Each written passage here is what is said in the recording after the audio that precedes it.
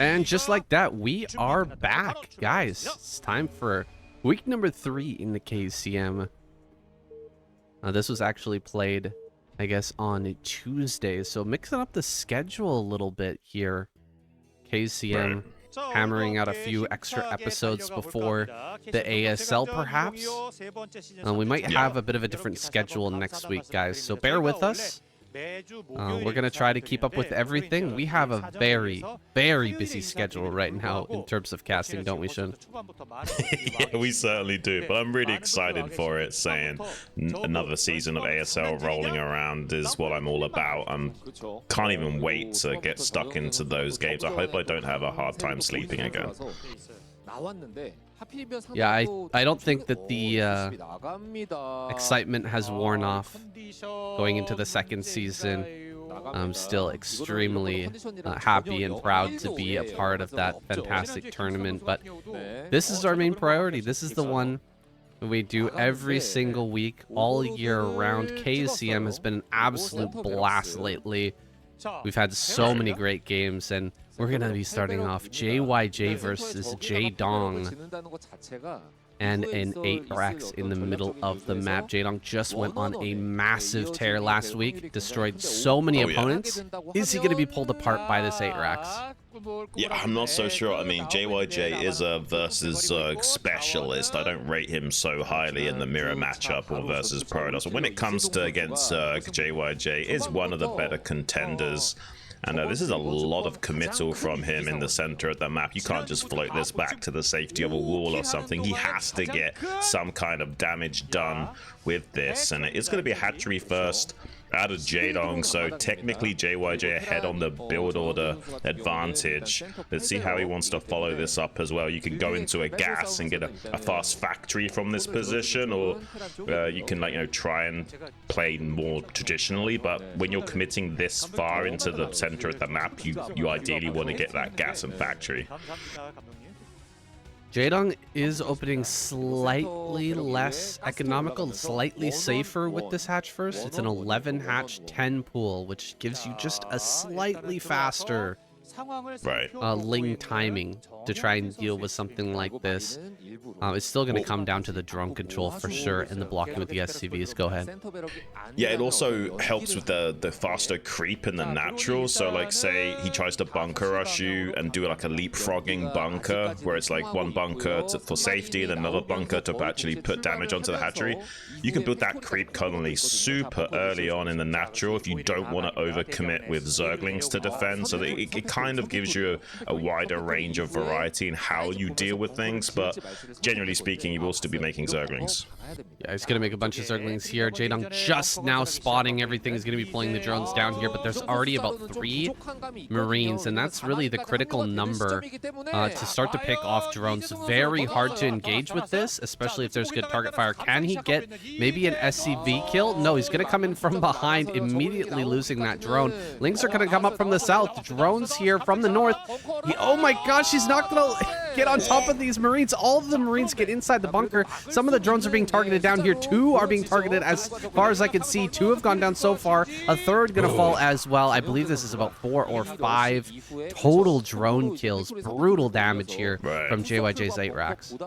Yeah, and that was like a maximum drone pull as well. He only left like 2 drones to mine. Sometimes you'll leave as many as 3 to mine and try and still squeeze out enough minerals for extra Zerglings and what have you in the back end. But no, this was a full committal defense from J-Dong and kind of fell flat on its face a little bit here.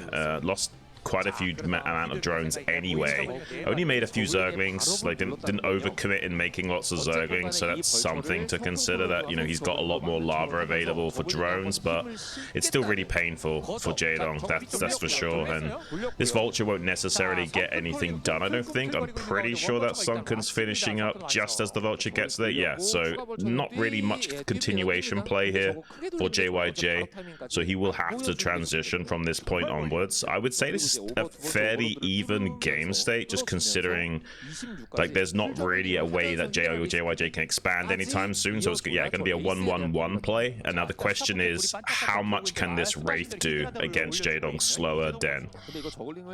This is an interesting move by Jaedong. You see he's slipped the Lings out on the map, and he's going to loop all the way around here. Hope that the Vultures are on the other side of the map, and maybe he could just slide in directly to the main base, get a couple of kills. Unfortunately for him, though, JYJ already has a Vulture back here at home and should be able to stop this. Quite a few more Lings being made here, Shun. Is he going to try to run out here, kill that Vulture when the speed finishes, and I think so. Put some pressure on with the Lings? He's coming in now with those 4 Lings from the back, but these 2 Vultures here will absolutely deny this. Nicely done. He keeps the majority of those Lings alive, but he's not going to get this Vulture. JYJ knows what's up now. Oh, actually almost traps it against that little doodad. That was close call there for JYJ, who gets an Overlord. Starts the supply block here for Jaedong. Jaedong heading across the map. Bunker in the natural. This is such a good defensive position. Oh yeah, with the SCVs to block the gaps as well is very critical, because you can just ignore the bunker obviously and go for a run by. So this really does shut everything down for Jaedong. He now has a choice. Do I make lots of Hydras and try and bust this bunker, or at least force a repair and then snipe the SCVs to get an economic advantage? Or do I just make only a couple of Hydras and try and transition from this point onwards? He's going to have to keep making a couple of Hydras back at home just to defend his Overlords. Oh, he's going to get a pretty good surround on these Vultures. Actually captures 2 of them. Now he can break this bunker if he gets a good enough surface area on it. There are 2 SCVs currently repairing. Berserklings can wrap around the back end though and stop more SCVs getting onto it, but he is going to pop that bunker like a zit, and now JYJ had a lot of hurt, Sam. Oh my goodness, I can't believe JYJ lost those 2 Vultures for free out in front, right as all the Hydras and Lings were arriving. This is just about GG, Shun. He's going to lose so many SCVs here. I don't care how much damage that Wraith was doing back in his main base, killing off Overlords or whatever, doesn't matter. GG is called. JYJ taps out, and Jaedong starts another run here in the KCM. How far can he go after taking down so many players in our last week of KCM? He starts out strong here in week number 3. All right, gotta say, Jaedong had me a little nervous there, game number 1, when he pulled all of those drones and then still, with the Lings there, allowed the Marines into that bunker. I thought that he was going to be in a lot of trouble, but he manages to take out JYJ with that counterattack. Huge mistake by JYJ, though. Now we're here on the island map. This is called, what is it? Raging Rapids? Roaring Thunder? I can't even remember the name. I'm so bad with names, I don't actually know. I'm going to have to make a little cheat sheet for myself for the ASL cast just to help me remember, at least when the event starts. Obviously, once we're in the swing of casting it for a few days, we'll be stuck in our minds for sure. But I'm certainly like you right now, saying I can't quite remember all of these maps' names. The thing that's really throwing me off is when I downloaded the map pack, it had only a Korean name, so I keep looking for the name, and it's just Korean on my screen. Anyway, this map is crazy. There's been some wild changes to it recently as well. When it was first announced, there was like a big high ground right behind the natural mineral patches. And there wasn't much landable terrain in the back there either. Now there's like some sort of weird land bridge that kind of connects over towards that first island map, and also they did remove all of the little mineral patches around the map as well that blocked floating buildings from dropping easily. So Terrans can now very easily expand, and these islands are quite a bit more interesting. There's so much more play here, and I'm very interested to see how Tyson is going to approach this match. I know how someone like Snow would go here with PVZ. I think he would definitely want to go Reaver. But what's Tyson's take on this new map? Yeah, I actually have no idea. I think a lot of these players are going to have very interesting adaptations to them.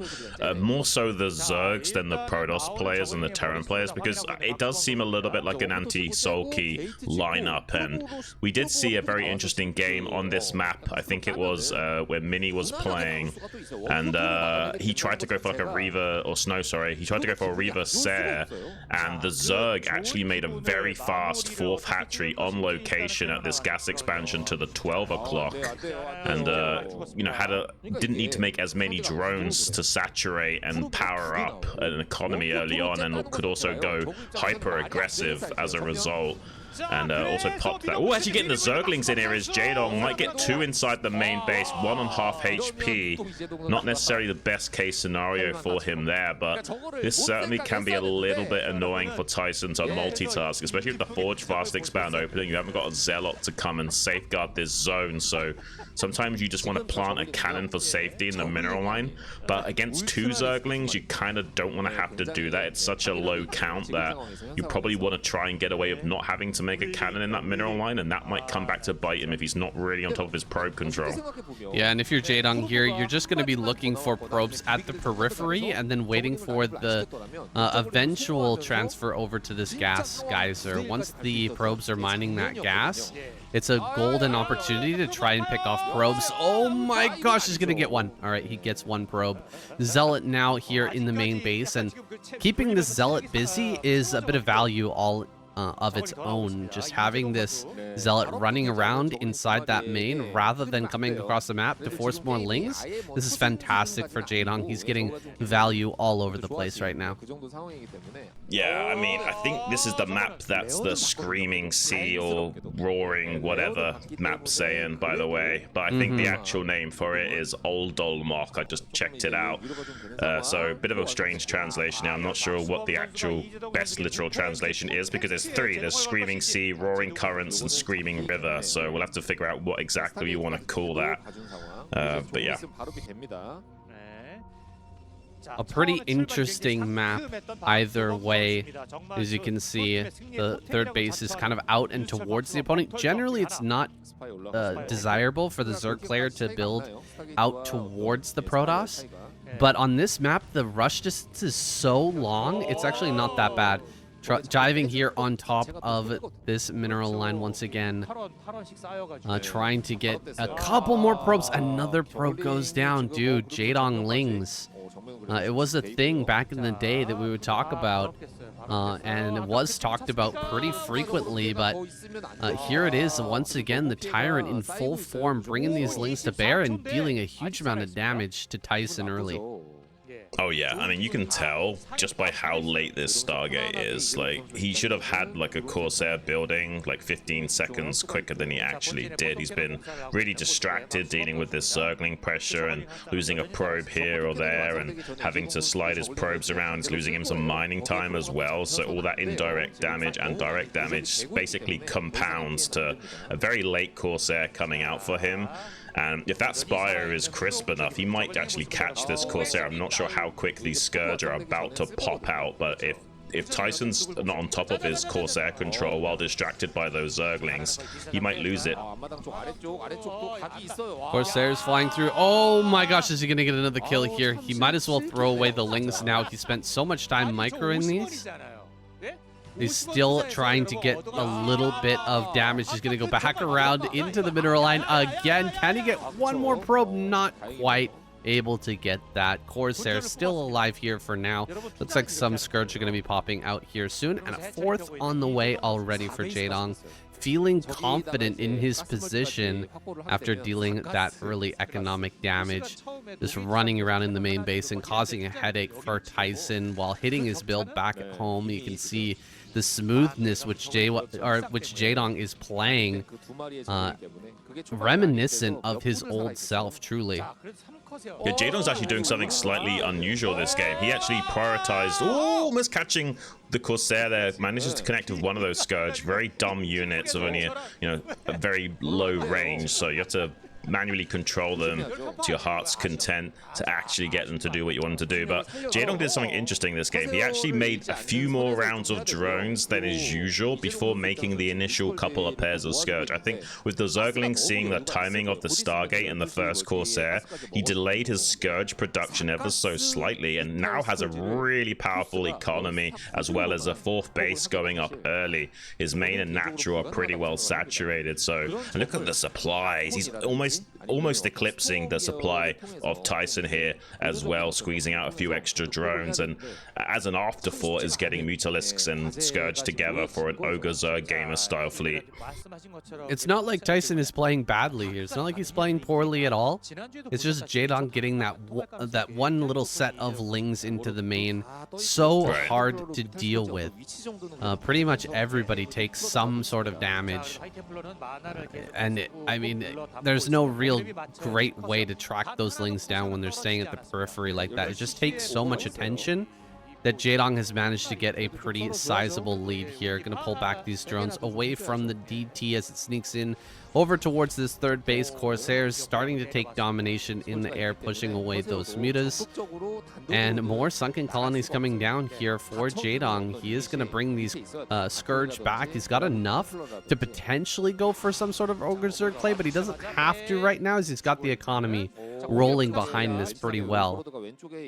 Ooh, he's trying to bait this DT into the vision range of this second Overlord over towards this bridge to the left here. Well, he's left his DT. He might actually snipe it if Tyson's not paying attention. That DT is not long for this world at all. Does finally go down there. We got a Zealot Archon force moving out onto the map, but Jaedong's already transitioning into pumping out some Hydras. Needs to be careful though. Corsairs connecting with some of those Mutalisks. The Scourge fly in, only catch about 2 of those Corsairs. 5 still remaining, more than enough to help support this ground force and maintain an assault here. And he's going to start tactically sniping some of these Overlords on the periphery, as well as making his way downtown to this newly established fourth base.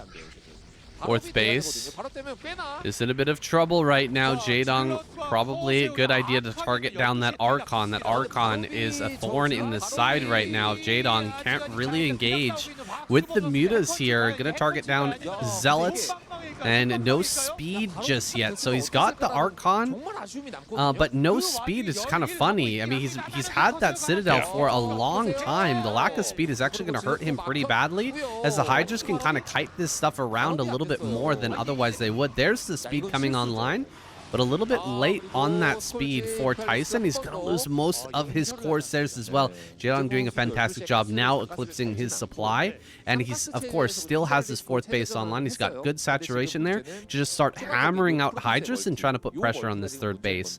Pretty optimistic third base here for Tyson.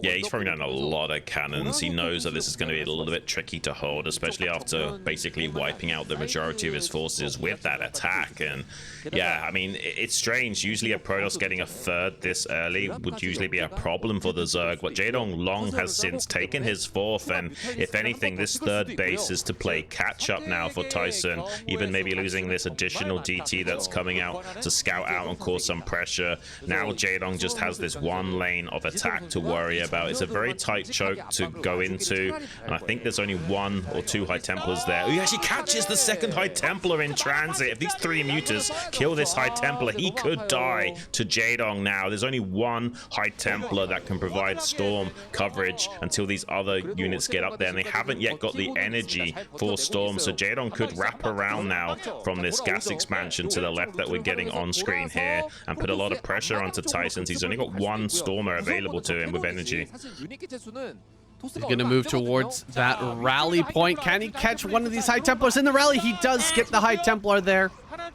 Picking off that rallied High Templar means that there's even less Storm available, and he's coming up to the front here, threatening the cannons from the front and hitting from the back, trying to snipe some more High Templar. Some more Zealots coming out here. Hydras push forward and are met by a Storm. Another Storm from the high ground. Jaedong doing dodging on 2 different sides here. It's quite a difficult task, but he's managing to break through a lot of these cannons. A lot of cannons going down right now, but Jaedong going to lose, I think, the majority of his Hydras and be forced back for the time being. Yeah, it was a nice idea there from Jaedong, but unfortunately not quite having the execution to punch through those cannons. There was a few stray zealots on the periphery off screen that were keeping those Hydras at bay, but look at the macro cycles of Jaedong. He is not done yet. He wants to ramp up this aggression. He's only got a few drones mining at this 4th base just to tip the scales of his production. These 2 mutas might fall. They're very low on HP, but he's got some lurkers hatching out now, which he's going to use to leverage against Tyson and try and tighten the noose around him. It's a very tight map with and not that many paths of attack without drop tech available, so Jaedong wants to ram it down right now before there's too much utility online for Tyson in the way of much more high templates. And look at this play from Jaedong. He's getting a drop tech out as soon as possible, doing a drop into the main base to distract Tyson, and also taking this island in the top left all at the same time to try and cripple the economy of Tyson, distract him and force him to pull his army back while he's also establishing more bases for himself. Oh, there's no storm on these High Templar? Oh my gosh, the storm there could have been insane. A DT finds its way over to the 12 o'clock. Jaedong is doing a lot right now, and so this DT could get massive damage. Yeah, a lurker drop over here at the 3rd is not going to get too much done, and that DT racking up kills right now. However, Jaedong is causing a nightmare on this side of the map. Oh, can he actually get that? Can he get that round of probes? There was a probes actually got pulled back to the natural. We're not seeing it on screen, but I think he might have just wiped out a bunch of probes over here at the natural. How many kills on that lurker? Yeah, I don't know, but I don't see a lot of probes on screen right now, saying besides at that 3rd base, so I imagine he at least killed like 10, 15 probes or something in a very short timing window. He did transfer a little bit over to this 3rd base, but not a lot.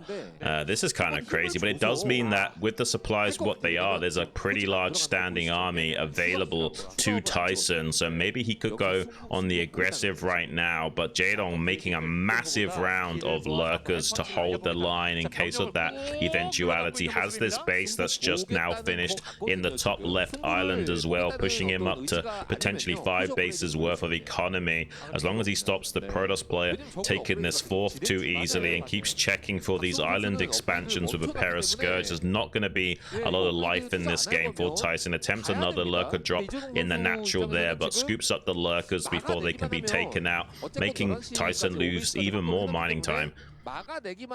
This is the nice thing about this map, Roaring Currents. You can go ahead and throw in some drops on the Protoss player, and then there's only one location that you have to defend, which is this massive bridge. Lots of lurkers here. Going to be very hard for him to push through, and in the meantime, Jaedong can start hitting some of these other bases. However, storm drops coming through. Gonna try and hit some of these drones. He doesn't get any drone kills with that storm drop. Kind of crazy. Very good pulls from Jaedong there, and Scourge are now chasing that shuttle, so that shuttle is not long for this world. He will be able to take that down. Big storm there, but only 3 drone kills. Crazy how well he was able to do, despite the storm getting in there and 2 landing on the mineral line. He's only lost a total of 3 drones. Dude, Jaedong is doing fantastic.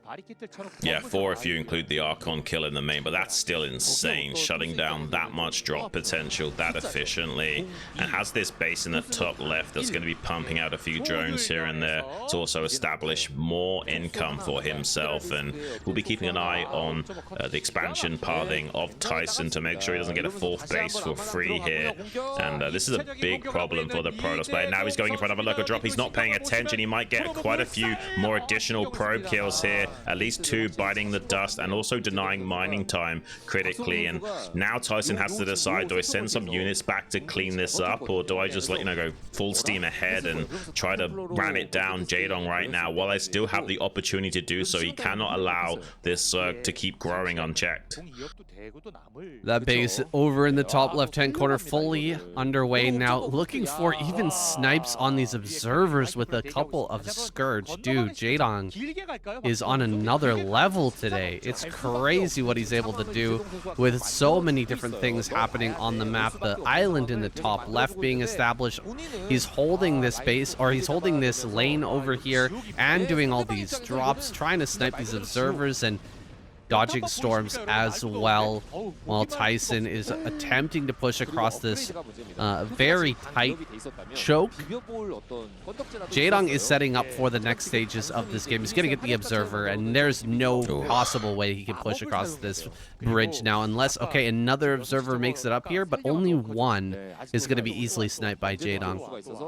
Yeah, but critically, Jaedong's on 5 bases right now, just to Tyson's 3, so he's really on the clock to make something happen right now. He needs to expand or do damage to Jaedong, and he's not doing either of those things. I think there's a probe now just about to throw down a Nexus once he has the minerals in that 4th base location, but I mean, this is just annoying. Like, he's been constantly keeping, not quite catching the Observer there, but this has still been active enough to force Tyson to be more worried about defending rather than attacking. Finally throwing down that 4th base now, but is it going to be too late? He's soon to be mined out on his main and natural. Not quite as soon as he would usually because of how crazy the offense has been from Jaedong. He won't be mined out for another couple of minutes or so. Jaedong, though, going to be taking a 6th base on the island, and some DTs loading up into a shuttle.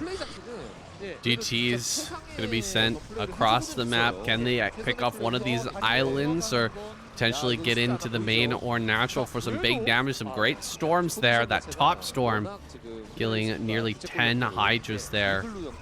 And there's very few lurkers remaining, actually. Can Tyson break this? He's done a good job of just sitting here constantly getting value out of these storms. However, running forward now, Jaedong gets 3 High Templar very quickly, in very quick succession. Oh my gosh, no way. Oh my gosh, there's not even an Overlord up there, and he still manages to snipe. I mean, there is an Overlord, I think, nearby, so it wouldn't have been too big a deal, but oh my gosh, I mean, Jaedong is just on top of everything today. It's absolutely crazy how good he's been playing recently. Is this what I think it means? Does this mean that he has intentions of having a strong ASL run and actually going for it this season? Because it certainly seems like it's there. Well, he's putting on a great show for us tonight regardless. Showing us how it's done here on this new map with the unspeakable name. Lurker field here. Yeah, it's got 4 names, guys. Come on, what do you want from us? Lurkers here in a pretty big, wide arc, but the Dragoons are still in high enough number. He might be able to push through that. However, this counter drop is nasty, getting a ton of units in here.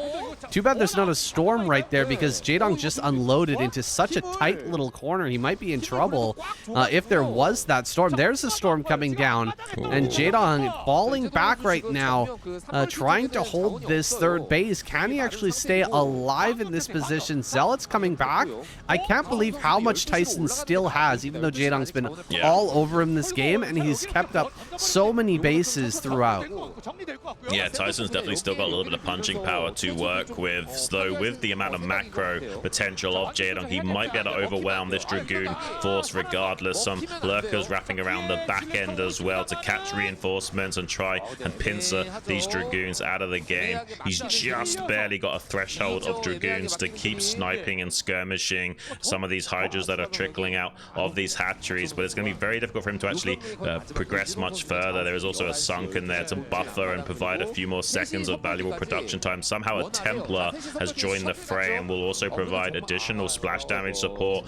And now Tyson sees the bad news that there's another expansion over here at the 3 o'clock location. Jaedong is firing on all cylinders back here, more than eclipsed him in supply now. It's almost 100 supply to just 70 of Tyson, and he's having a hard time defending against these drop attacks in the back lines while also having enough left to muster on the front lines and actually keep these attacks going. Even just one Hydra popping out at this natural expansion is going to be super annoying, picking up a few probes.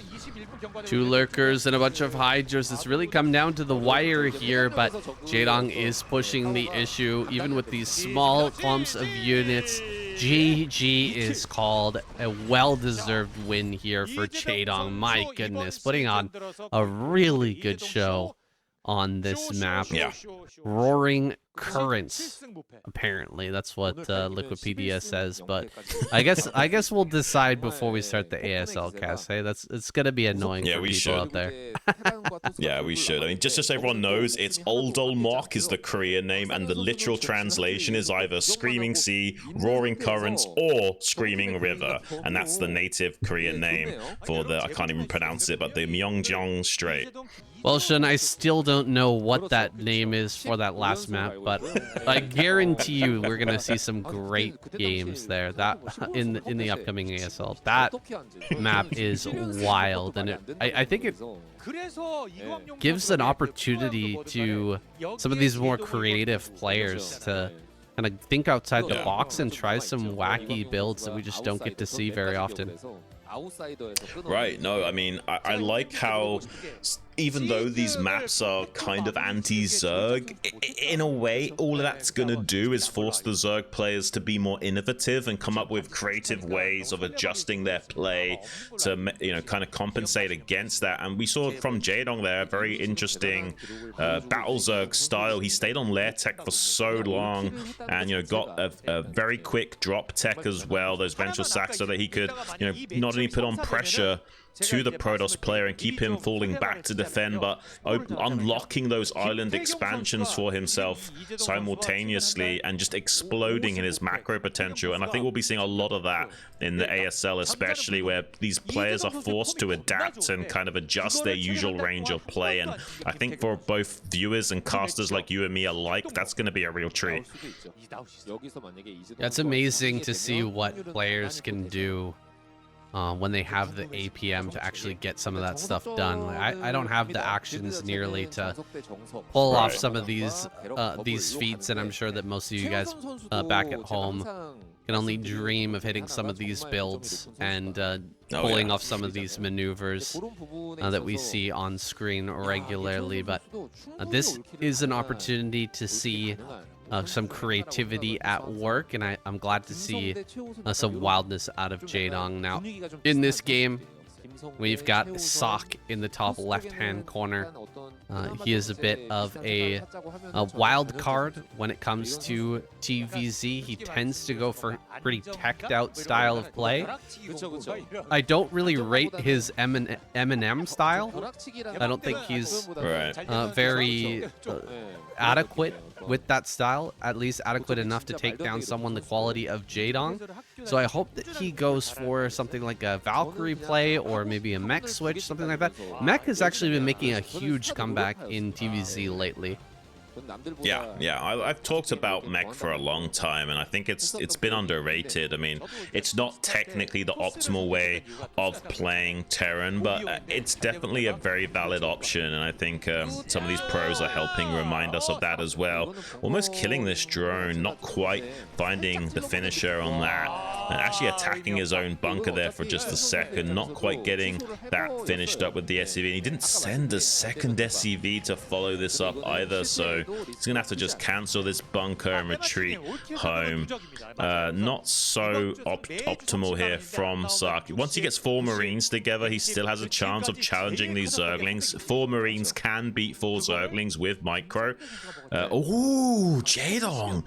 He's throwing out a very fast den here. This could be a 2-hatch lurker all-in play, or he could also do a Hydra-based play if this was to be some kind of like 1-1-1 mech play from Sark here. Some teched out play. He could also go just straight up Hydras, but if this is going to be a bio build, he could also do a 2-hatch lurker all in.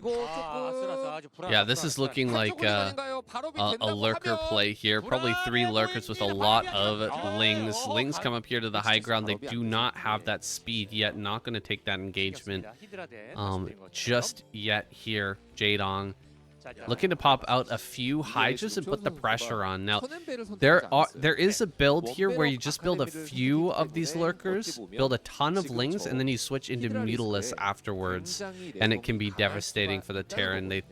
kind of scan, start to panic, throw down all the defenses for the defense of the lurkers, you probably will end up losing the wall in here, and then the mutas come in and the turrets just aren't ready. That can be really painful and difficult to deal with. Let's see if Jaedong wants to try that style of play, or is he going to really commit to these lurkers and build like a ton of them and try to just bust through the front? There's a lot of ways you can play this style. Obviously, you know, you can just contain and go into a very fast Queen's Nest and Hive. It seems like he's going for more heavy on the unit production, almost catching this medic, and does do so. That's a big win for Jaedong, sacrificing a few lings for a medic there. It looks like he just wants to make a few lurkers to set up a contain here.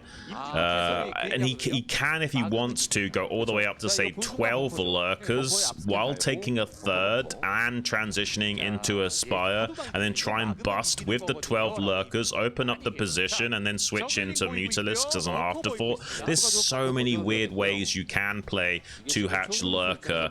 It seems like Jaedong has decided to go a little bit light on the lurker side for the time being, and pretty heavy on the lings, just in case the Terran wants to come out and meet these lurkers head on. One of the weaknesses of lurkers is that they're not very defendable once they're in transit, but he's got a lot of lings to cover that, helping them get on top of this bunker before it can finish as well. Tries to target down this last bunker, but as long as it gets repaired in time, Jaedong will have to pull back a little bit here.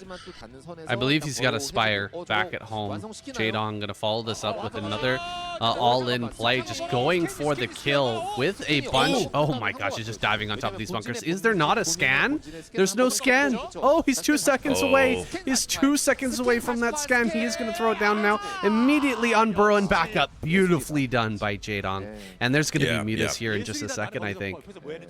Yeah, and this is crazy. Like, Jaedong has to wait 11 seconds because the scan can last a long time. I'm going to dive in yet again. He knows the second scan from this point onwards is going to be seriously delayed, and he actually lost 2 Marines in that bunker because he tried to unload stim and go back inside the bunker, and Jaedong quickly sniped 2 of those Marines down. There's another bunker that's just now finishing up.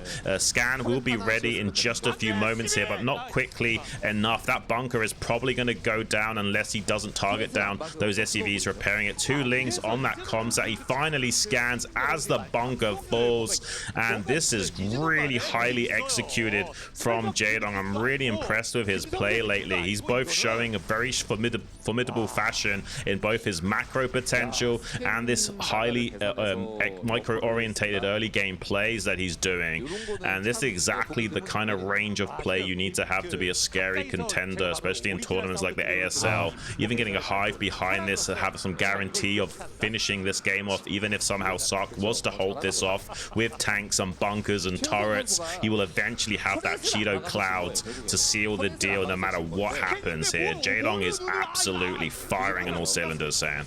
I think a lot of this is that Jaedong just realizing or just recognizing that Sock's not that great with his Marine control. I can probably take him out with lurkers here early. You can see all the lurkers have survived so far. If it's a player like Rush, for example, he targets down lurkers one by one every single time. Anytime you try to run forward, he's targeting those down, and we just didn't see that from Sock. A lot of that damage was spread, and so now the lurker count is so high, he's not going to be able to get a tank out most likely, not to mention getting siege mode. Okay, he will get that one tank out, but yeah, siege mode is going to be canceled, and there's just not going to be enough Marines to hold here, man.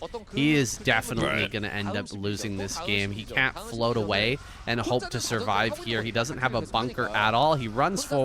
One last 2-Raw to try and kill some of these lurkers, but GG is called, and Jaedong takes another win. 3 in a row so far. Okay, here we go. Snow over in the top right-hand corner. Jaedong in the top left.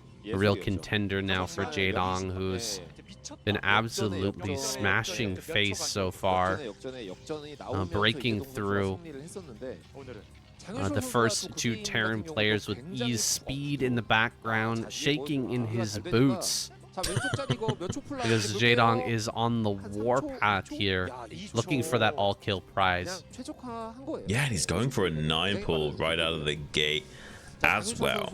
So and he's going to scout first with the Overlord. Now this could be potentially punishing for Snow. He is opening with that gateway first in the natural expansions. There will be some skill checks coming out from Jaedong here. Won't necessarily destroy Snow right off the bat, but we'll make sure that he's dotting his I's and crossing his T's appropriately with the early game shenanigans of those Zerglings. And since he's scouting Snow first, there's going to be no delay on these Lings going to town on that. The curiosity now is that Snow is elected not to probe scout at all here, at least for the time being, which is not the usual thing we've been seeing in recent meta, especially like considering like this last year or so. A lot of Protoss players have been scouting on that gateway. Seems like Snow wanting to be a little bit greedy here, and as a result might be caught with his pants down and not being able to identify these early Lings.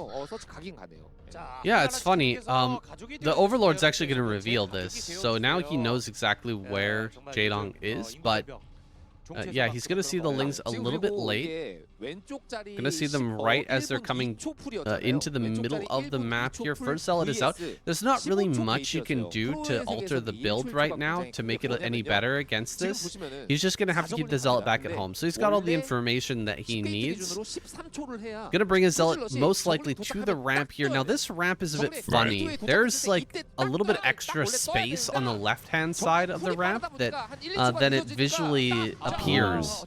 So it can be a little bit tough to block this. Bringing 2 probes to the ramp I think is a great idea here for Snow, considering the difficulty of holding this. And he's actually even going to bring another probe down here. Looks like he's ready to take that Nexus. Don't get caught! Oh my gosh, he gets caught. You've got to be kidding me. No, not like this. So good from Jaedong. He also tried to set up a Ling prison on the gateway. He's going to attempt to run by here. That's not going to be so successful. But I like the plays and the thought process here from Jaedong. Even before he surrounded that Zealot, he tried to set up a Ling prison on that gateway, so when the second Zealot popped out, it would be pre-surrounded. Didn't quite get the execution on that. But just the fact that he's going for plays like that really speaks highly to his motivations and his ability right now. That level of confidence in himself is definitely what you want to have in any kind of serious event, not just the KCM but the ASL coming up as well. I'm super excited to see more from these players, and how crazy is it that we're seeing a pretty in-shape Tyrant right now. Yeah, it's beautiful to see here, Shun. I mean, Jaedong, we all know that he's capable of greatness. He's been a legend for so long, but he just hasn't had the performance in ASL so far. He doesn't have an ASL title, and it looks like he's hungry now to try and get one. He is pumping out a ton of Lings right now, kind of hiding the fact that he's going for this. Zealots coming across the map. Can he just surround it, absolutely wipe these Zealots out? That would give him a huge advantage in this game. The fact that he picked off that first Zealot was massive. Can he just wipe out the rest of these? Looks like Snow's heading back home. He realizes that he's in a bit of trouble if he stays out here any longer. Yeah, this was a core in the wall, so this cannon is very delayed. So yeah, I mean, technically there is opportunity for Jaedong to just run it down, try and put on some pressure onto this wall. I think Snow will just barely be okay here. I think that cannon is almost barely warping in time to save the day, but he's got 3-on-1 trades on that bottom Zealot. Luckily, Snow pulls that back to hold the line. Gateway dangerously low to go, and he needs to pull probes and build another building in the wake of those Zerglings, or at least probe block this cannon that's just about to finish up as this gateway goes down. Snow just barely holds this. A lot of probes came off the line though, so a lot of lost mining time. Did you see how many probes he brought to bear there? It's almost like he's scared of Jaedong. And I have heard pro gamers talk about this in the past, where they basically say, like, when you play against someone like Jaedong, they almost have this aura about them where it's so, you know, just a handful of Zerglings on the screen seems like twice as many, but purely because it's the player behind them. I mean, pulling that many probes, I totally understand here as Snow. He had to keep that alive. He was in a very desperate position there, holding on against how many Lings Jaedong made. So many of them did go down, and I mean, the Stargate was already finished, so the gateway kill doesn't really matter that much. It just lowers the number of Zealots that can be made. It doesn't slow down this Corsair at all. So I think it's completely fine. However, he's not going to get this Overlord here. The Corsair coming out, just barely not going to get this, and Hydras are making their way to the front now. Dude, Snow's going to have to make a lot of cannons now.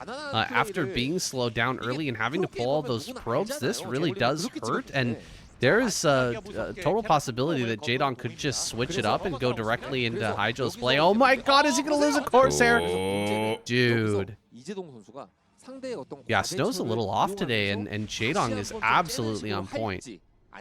Yeah, I'm definitely seeing a little bit of hiccups from Snow. Slight overreactions and definitely underperforming in his task switching ability. Struggling against the Tyrant here. I don't think this is just because of the aura of Jaedong. I think this is a little bit of slouching in the ability of Snow. This is not a good sign for his ASL hopes, unless he's trying to hide his power level a little bit here, but doesn't seem so. Jaedong now trying to surge forward, takes out one of those cannons, tries to take out another one. He is drying up, though, on his Hydra count. He just wants one more cannon kill, at least, so that he can start to go to work on that wall as an afterthought. Another cannon will eventually warp in to try and help that out. There is a macro hatchery on the way here, so we could set up for a pre-storm for Hatch Hydra play and try and bowl Snow over right away. Snow has got one Corsair on low HP that's starting to identify that he's a little bit light on drones back at home and still in Hydra production, so he will be throwing down more and more cannons to supplement. He's getting some cannons out here. Jaedong pouring across the map with tons more Hydras. There's just 2 Zealots here. 5 cannons. He cancels a cannon. What? Oh my god. I don't know if I agree with that. I mean, that is some serious balls by Snow, but he might actually live to regret that. Gateway here will end up going down core as well, and that really opens things up for this dive forward. Now no more Zealots are going to be coming up to support this, except from the main base. Drones being made back at home, so Jaedong actually is going to transition, and maybe this was the right choice for Snow, canceling that cannon. As ballsy as it looked, perhaps that is actually going to be the right choice here.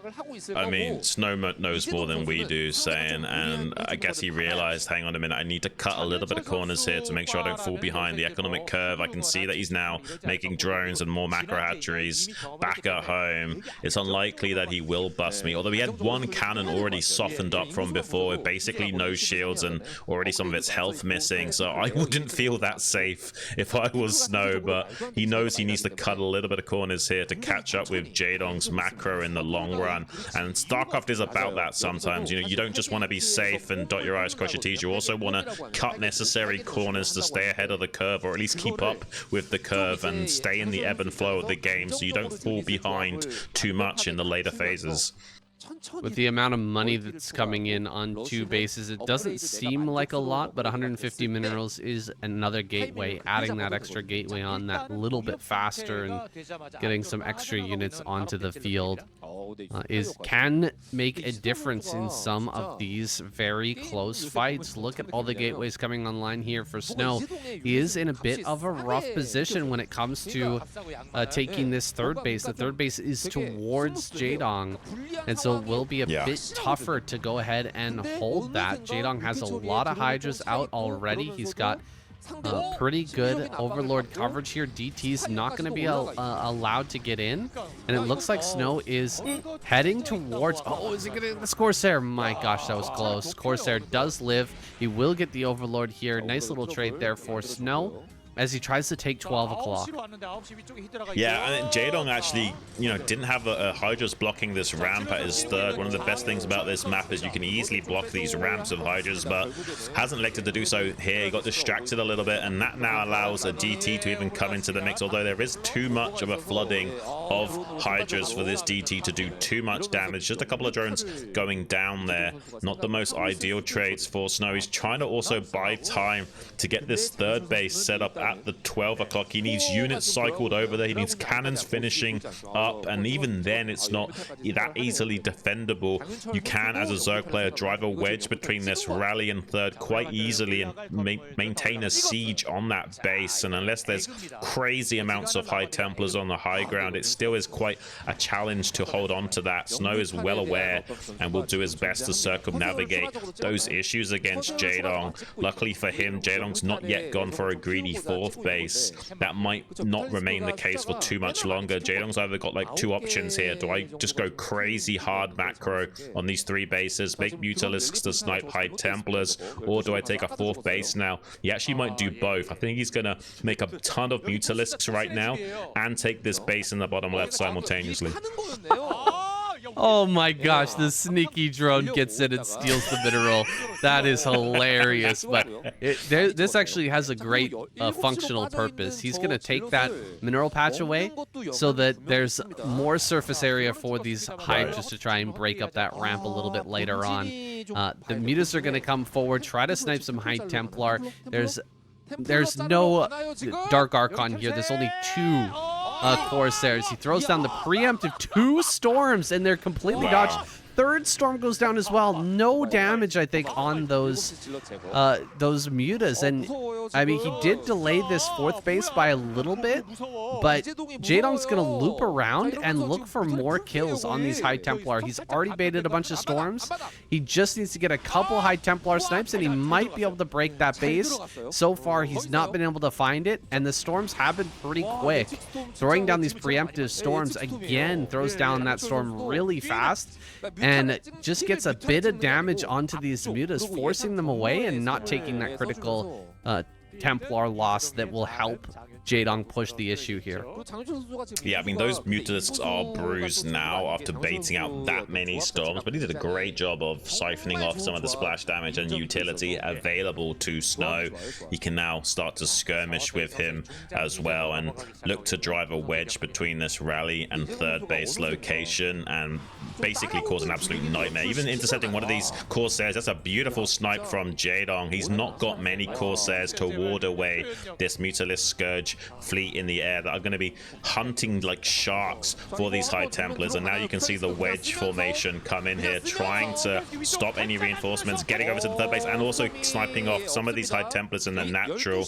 Needs to be careful with those Mutalisks. They're seriously low on HP, and Storm does so much damage. 110 damage over 2.5 seconds. Jaedong yet again pushing into this rally point location, hunting for more and more of those High Templars. He's identified there's not a lot of Storm over at this rally point location. He's diving onto the High Templars transiting from that third base, and he's trying to break through the cannons and the Dragoons. There's so many Hydras moving up here, and that storm was not nearly good enough to stop Jaedong from trying to ram it down right now. There's a few streams of Zealots and Goons coming in from behind to wrap around and pincer these Hydras. I think Jaedong just barely has enough to break through here.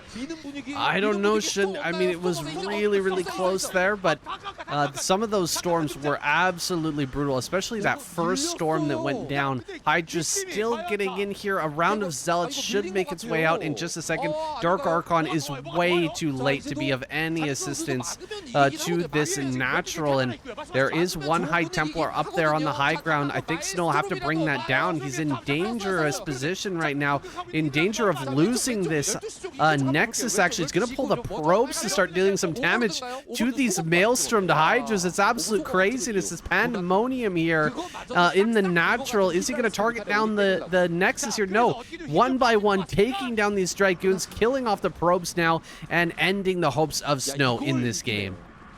Wow, and he's actually wanting to keep that Nexus alive a little bit longer, just so that Snow keeps committing all of his probes and Dragoons to that choke point to make it easier to trade. And he'll now poke in and snipe this Nexus off as an afterthought once he's already committed so many probes and units to defending. That really well executed play from Jaedong. He's just barely done it as well by the skin of his teeth. He's going to even pick up that Dark Archon in the back of that base, take out that cannon as well. And I mean, this is just really wild stuff we're seeing. Oh, DT though, getting into the natural expansion, killing 9, maybe 10 drones so far. Jaedong has not yet noticed 12 kills from that warp blade, just slicing through the hide of those drones like butter. Now going into the main base as well for some continuation damage. There is an Overlord and some Hydras there to finally take it out, but not before it's got a total of 14 kills there.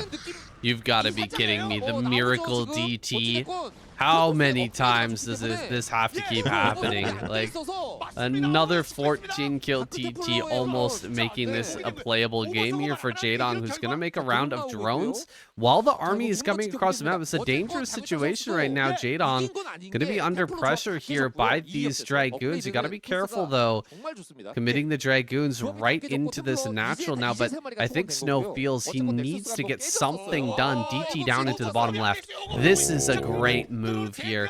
Jaedong gonna pull away, but 2 drones for sure gonna go down, maybe 3. He does get that 3rd drone. Brutal damage. Yeah. And he killed 1 lava as well. I mean, everything about this is just super annoying for Jaedong. He has such a strong position, but these 2 invisible men have given a comeback potential to Snows. Now going to double expand in the wake of this, retake that natural expansion, as well as this 3rd base at the 3 o'clock. Jaedong, though, surging forward with a lot of Hydras, seeing if he can find some holes in the armor of Snow. There might not be any High Templars over at this 3rd base location. There's only a DT there to try and buffer.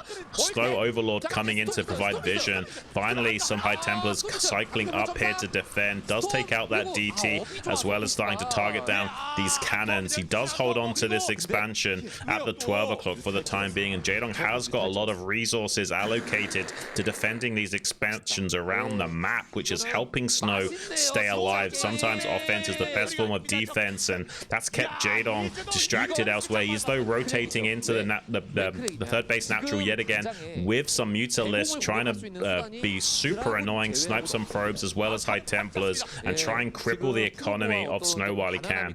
Yeah, this is a genius move right now for Jaedong. Things are so scrappy right now. Mutas are the best possible unit. They're so microable. They don't have to fight Zealots. You can get great trades against Zealots. You can snipe High Templars and get maximum value. Gonna fly through this storm.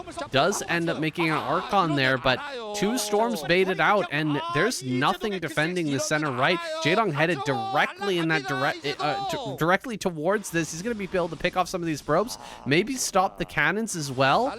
Oh my goodness, this is crazy. Jaedong is getting so much value out of these kind of late Mutas. A second group of Mutas going to work in the 3rd base. You're kidding me. This is Jaedong in his absolute peak form right now, hitting with 2 different groups of Mutas in 2 different locations. You've got to be kidding me.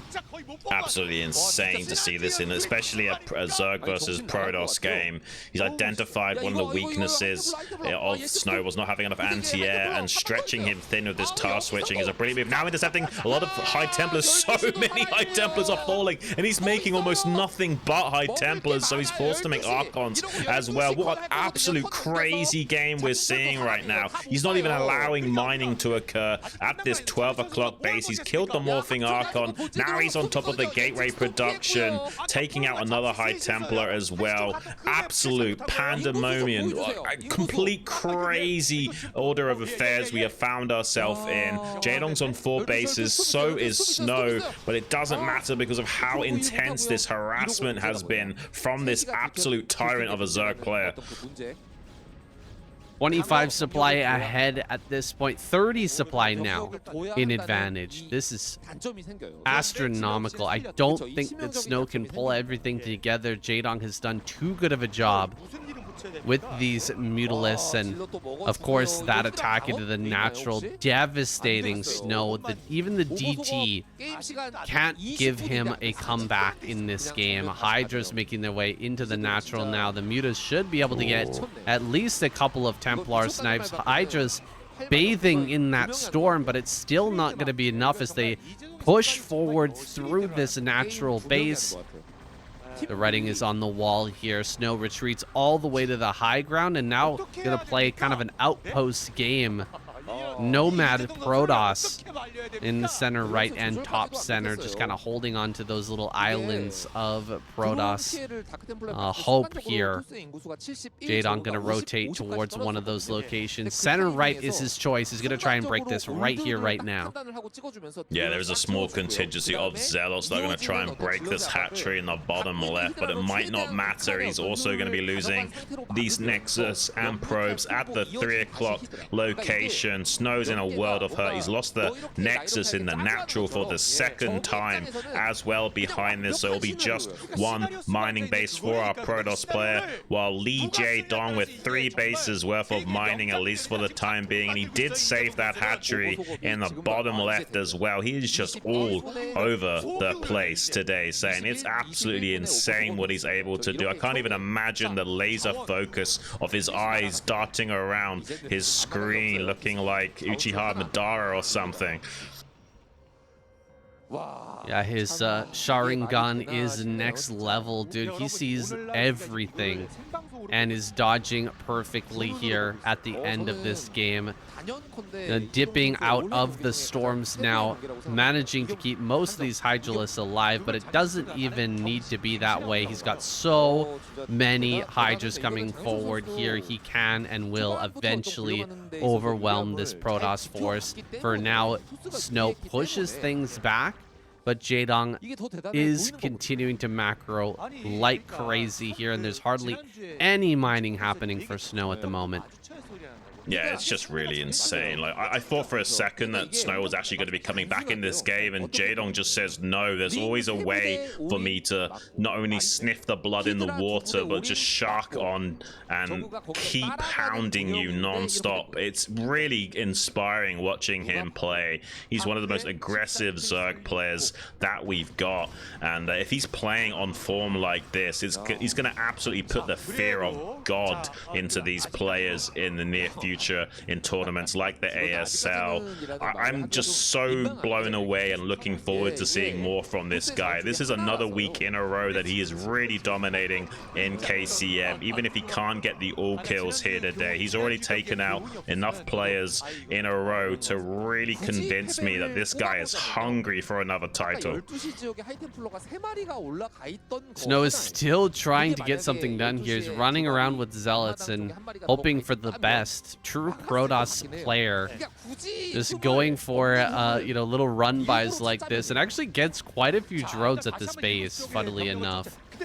Even with so many Hydras here, Jaedong not able to prevent that damage from happening. He's got another big round of drones heading down here to go ahead and mine off that base. He's starting to mine a little bit low here. Not a lot of minerals left over. I think the third just mine out. Natural still has some mining going on right now, but main is completely gone. And so there's not a whole lot of mining going, but there's 20 supply advantage. And as long as he dodges storms appropriately and hits these high templars so to pick them off, he should be able to close things out here. There's just no hope of Snow getting another Nexus online unless he takes an absolutely perfect fight. Yeah, I just love how scrappy Jaedong makes these games. Like, it almost looks all over the place. Well, look at this, like, just ripping apart the army of Snow. Like, just basically taking out the teeth from the army by sniping those High Templars, backing out and waiting for more rounds of units. It's kind of crazy. Like, sometimes these wins look a little bit sloppy from Jaedong, but that's just because he's an absolute butcher with how he sizes up his opponents. He smells a little bit of weakness and just pounces on it and is happy to sacrifice units in doing so. And now finally ramming it down to the rally point yet again of Snow, who's drying up on supply. Just 60 to 90 right now for our Protoss contender. He's having a hard time against it. This is like the defense of Ire or something. He's trying to hold the line with what few forces he can muster, but he finally taps out, and Jaedong yet again smashing another player's hopes, and now Speed shaking in his boots like you so astutely observed before. Gonna be coming up next to the plate, potentially giving Jaedong that all-kill prize. All right, let's try not to get too excited here, guys. I'm talking primarily to myself. But we have to remember that ASL is right around the corner. A lot of these guys are going to be hiding their power levels, not pulling out their best builds and showing off everything that they've got. But I mean, Jaedong looking absolutely fantastic regardless of that fact. And like you said, keeping things so scrappy in these matches. It's so fun to watch, honestly. I'm not opposed to seeing, you know, massive armies fighting against each other and players, you know, macroing super hard and getting into these very late game situations. That's a lot of fun, but I love the way Jaedong approaches these matchups with so much aggression and just that killer instinct that we knew from the past is on full display here today. Oh, absolutely. That's what I'm really loving about this. Oh, a 10 racks coming out from Speed, so he wants to put on a little bit of pressure without being super all in here. It's not that much different than getting a rack set at a more traditional timing here, but it does, you know, squeeze out those Marines a few seconds quicker. So you can, you know, sometimes catch the Zerg off guard if they haven't read the build order correctly and they think it's just a normal 11 racks timing or something, and actually it's slightly ahead of curve, and they're going to be hitting that naked Marine timing a little bit earlier and putting on some pressure, maybe, you know, at least forcing some lost mining time, maybe sniping a drone or two as well. It doesn't necessarily need to commit to this with like a bunker rush or something, but with the earlier Marine timing and the fact that this is not cross-map positions might help Speed in putting on the pressure here. Yeah, this is, I think, a great build for this position as well.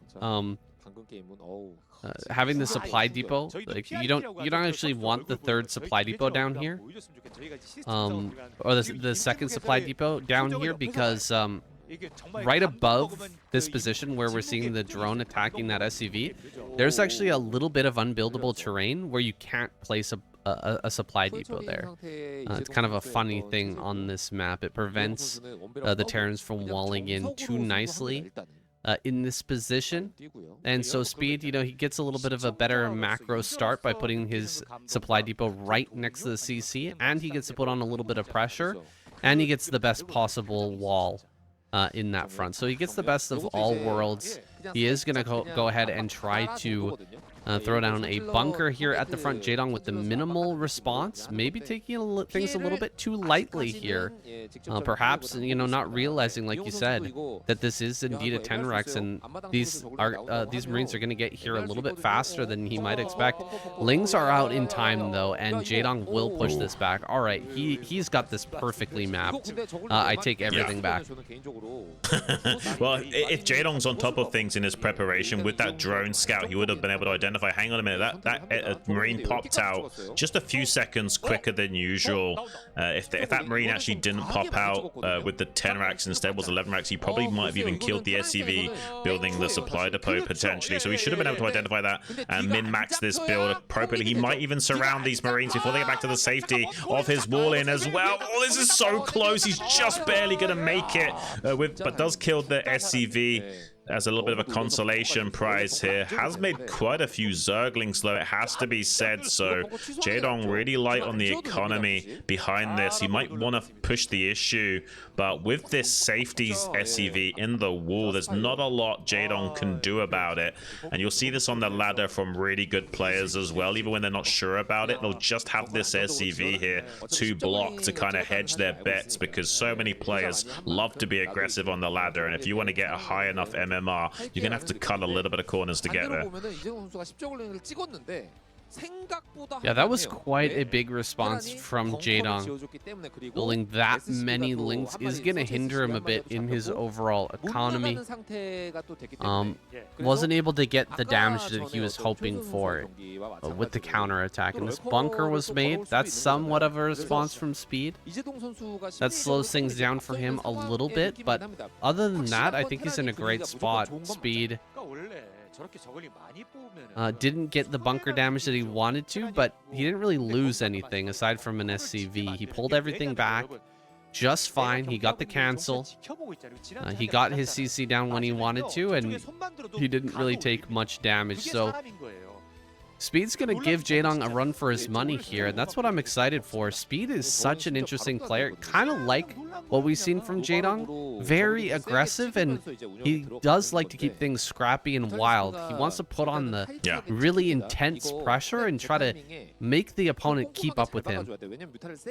Right, and we've talked a lot in previous seasons of KCM how, you know, you can kind of create a ladder out of chaos and climb it, and we see that a lot from these aggressive players. You keep the game scrappy enough that the other player isn't quite navigating through the jungle as well as you are. It's almost like they're just like trying to find their bearings while you're just with a machete hatching your way, cutting paths for yourself, and you're the one that's dictating that you're playing off-road in the first place. And if you're better at navigating it, you can come out on top. He's getting up the SCVs before they finish up this turret and barracks as well. That's a nice early win from Jaedong from those crisply timed Mutalisks. You'll see that a lot from the best Zerg players, is finding these teeny tiny windows to exploit and start to find cracks in the Terran's defenses before they've even had a chance to get off the ground. Rotating around back into the main base, sniping another 2 SCVs, delaying the barracks timing yet again. There is a Marine that scouted this third hatchery on location but did kill that with a Zergling. So I mean, this is kind of insane what we're seeing from Jaedong. He's going to get so many SCV kills, and there's not a lot Speed can do about it for a few seconds. Wow, I'm kind of blown away by how much Jaedong is getting done with this. He's killing a ton of SCVs. Oh my gosh.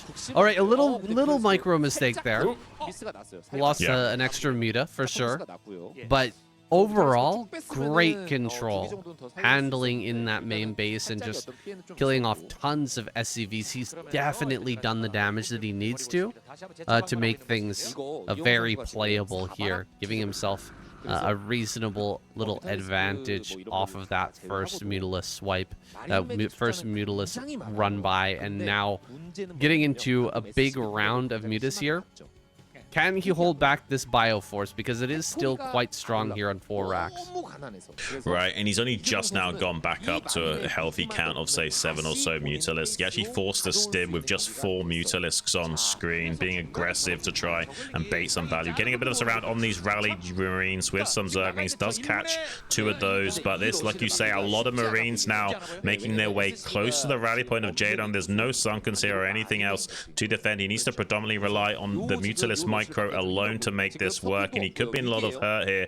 If Speed is good with his target firing and his stim timings, this could be a little bit of a problem for Jaedong. He's got 10 mutas with one of them softened up, does lose that softened up Mutalisk, and now just 9 mutas, and Speed might smell a little bit of blood and water himself. He's also rotated some of these reinforcement Marines up to that top left third base location, so even if this assault isn't successful, he might get the kill on those drones and hatchery up there meanwhile.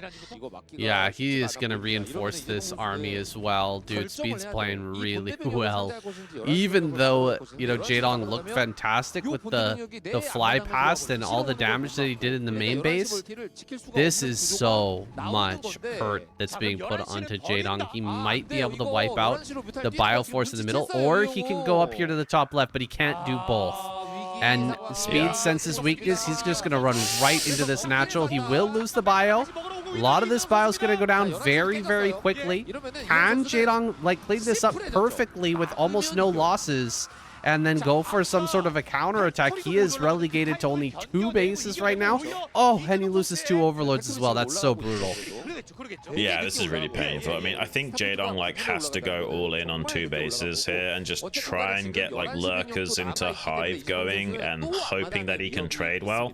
I don't know if this is going to work, but you do sometimes see Zergs come back on 2 bases in these scenarios. It is technically possible. We used to think that once the 3rd base was eliminated, there was pretty much no chance for the Zerg player to come back. I mean, gone is that way of thinking. You can still commit to a 2-base timing. He's also got a macro hatchery here, I believe, to fall back on and to try and power up on these 2 bases to get the job done. The Terran did utilize a lot of forces to actually do to put himself into this position to begin with, so he hasn't got a lot to defend back at home. The turrets are not that healthy in number to stop Jaedong from getting harassment down. He's desperately going to get a Starport Comsat online to start getting some Valkyries, but that means he's not going to have vessels for Irradiate to deal with these lurkers and Defiler that will be coming out from Jaedong here in a few moments. Getting a little lucky there. Some Marines popping over because of the SCV mining. Was able to get a couple of extra kills there for free, and every Marine that he kills right now is so big because those Marines are going to be incredibly important for targeting down these lurkers that are going to be coming up here in a moment. Jaedong has that hive nearly complete, and he's still killing SCVs over here at the base. Might want to rotate around, look for another place to start to open up, because it's so strong if you can get an area open in the main base. It forces the bio up into the main. That opens up the natural so that you can hit with these lurkers. Now, it looks like Jaedong's going to move in that direction now, but that's so many turrets. Speed's got 4 turrets stacked on top of each other, and a Valkyrie coming out here. I think Speed might just hold on. Yeah, he's definitely going to hold on, but Jaedong's real game plan is to force him to be so focused on his anti-muta defense that he won't have enough to handle the lurker transition. So we're not going to see any irradiates to deal with that. Maybe though Speed can be aggressive enough to not allow Jaedong to get into a checkmate position by, you know, just diving in with the lurkers and Defiler into this natural base location. So for a time being, Jaedong will be probably pretty defensive, and he is going to rotate around back to sniping some of these SCVs yet again, at least force the Valkyries back, but they actually might intercept the mutas now if Jaedong's not careful. Does get a few volleys off onto those.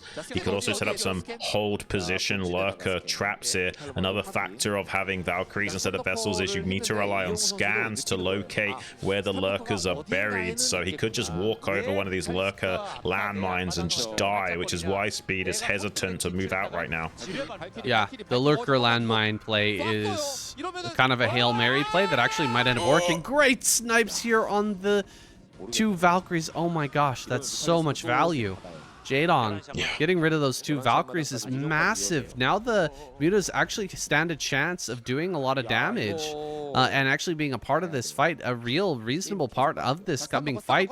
He could try to surround with the lurkers and the lings. Mutas try to come down on this army all at once.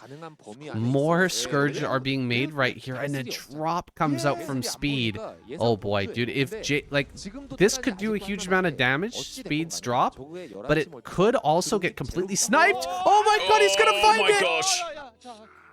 Oh. He doesn't quite snipe it, but he knows about it. There's Scourge in the main base as well to intercept, as well as some Zerglings, so I don't think this drop is going to be super successful. He's going to try and instead look towards the natural expansion now. There are quite a few lurkers that are finished there, and a Defiler waiting for that consume upgrade as well. I mean, Jaedong is absolutely blasting ahead right now. Has this base now re-established in the top left. Nidus Canal connecting, and I think he's just about done it. I think he's successfully transitioned fully now. He no longer has to kill Speed in this game. He can just, you know, sit back, take this main base as a 4th gas, and be an absolute nightmare for the Terran. Speed knows that. You can see he's dropping his Marines onto the high ground in the top left to potentially try and snipe that Nidus from the high ground, or at least kill this 4th base that could have been going up. Lurkers there on the low ground. Marines are going to come running by here looking for that Nidus kill. Can he actually get it? I think he will, but the dropship does go down. Drone's going to be forced away from this gas for now. That's a pretty big win here for Speed. Eventually, mutas will be brought to position to get rid of that harassing force, and lurkers will be able to hold this base, but maybe there's a world where Speed gets up into top left in time and actually breaks this with a couple of irradiates right before Jaedong can reestablish this Nidus. I hope he's got one on the way already in the natural, because he desperately needs one. He's going to build a sunken colony. Oh, he's pulling back the lurkers. The lurkers are unburrowed. Oh, the unburrow was huge, and he's not going to be able to throw down the Dark Storm in time. No the way. lurker's still alive. The lurker's still alive. Are you kidding me right now? The lurker's he still flew alive. the mutas over the lurker so he couldn't target it down. down. It's absolute insanity that we're watching here today. He is going to rotate some of these Marines around, but it's not going to be enough. He literally flew the Mutas over his own lurkers so that Speed couldn't target down the low HP lurkers there.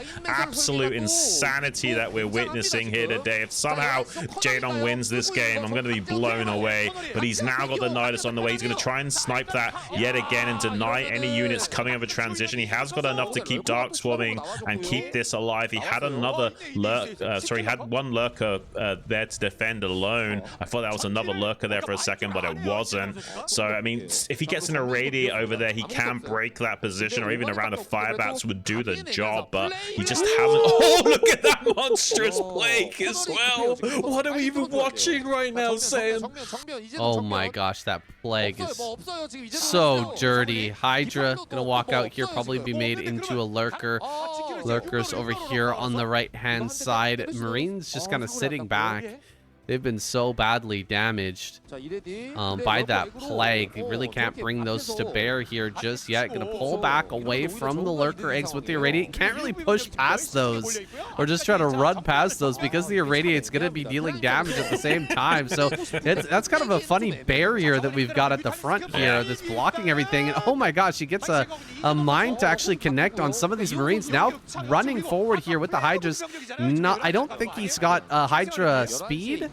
Might have Hydra speed. Lurkers coming up from behind now. He's going to force the Marines over here to the side, but the Lings are going to dive on top of these Marines and finish them off. Army on the left-hand side is still threatening, but it's taken so much damage because of that one plague. I don't know if he can actually get that. Oh, he's getting the vessel. Oh my gosh, he gets it. What are we even watching? It's absolutely... I'm blown away by how much Jaedong is doing with so little units.